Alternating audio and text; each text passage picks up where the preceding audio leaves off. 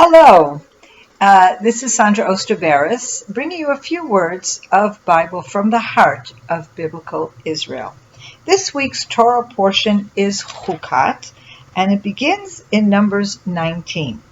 Now, very interesting thing happens here in chapter 19. Actually, between chapter 19 and chapter 20, or around chapter 19, we're actually at a watershed point in the sojourn of the nation of Israel in the wilderness. Just a couple weeks ago, we read in the Torah portion of Shlach, we read about the sin of the spies and the terrible punishment that was meted out to the entire nation by God, that the entire generation would end up dying in the wilderness, and only the youngsters, the new generation that would then grow up, would enter the land of Israel. And in this week's portion, we suddenly have, in chapter 20, we find out that the children of Israel come to the desert of Sin. We have the death of Miriam, and then shortly after that, we have the beginning of the wars that take place on the eastern side of the Jordan River, and really just before, we're at that point already in the final months before Moses dies. Whereas right before chapter 19, we are still in the second year. That same year where the nation was going to go into the land, and we have the story of the spies, and after that we have the story of the rebellion of Korach and everything that happened after that. And all of a sudden, there's a gap. And there indeed is a 38-year gap in the story of the children of Israel. We have all these problems that go on, finalizing at what happens in Korach with his rebellion and the aftermath. And the next thing you know, 2 chapters later, we are talking about already the death of Miriam, which clearly takes place in the 40th year, just before we're going to see Miriam die, then we're going to see Aaron die, and then we're going to have, of course, at the end of Deuteronomy, we're going to have Moses die. In between this is chapter 19. Now, one thing that's very interesting, nowhere in this transition do we say it is now the 40th year.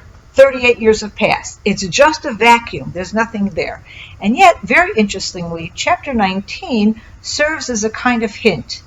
What happened all those 38 years? We have tremendous detail of what happened from the last year that the nation of Israel is in Egypt, all the 10 plagues, and then the Exodus and everything that happens in that first 2 years in the wilderness. And then we know nothing about 38 years. And what is chapter 19 about? Chapter 19 tells us the rules, the laws having to do with the red heifer. Now, the red heifer is a vehicle that God commands that we use in order to purify. There are a lot of different things that cause impurity and requires purification process, but the most severe cause of impurity is death.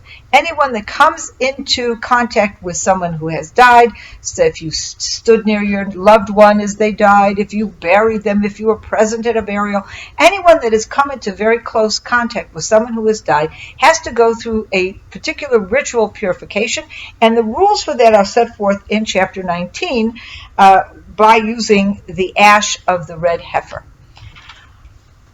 I think this is very interesting. Actually, I've heard this. This is not my own, but I think it's such a beautiful, beautiful thought that in discussing the purification process that is required when you come into contact with a dead person, chapter 19 is telling us loud and clear what happened during those 38 years.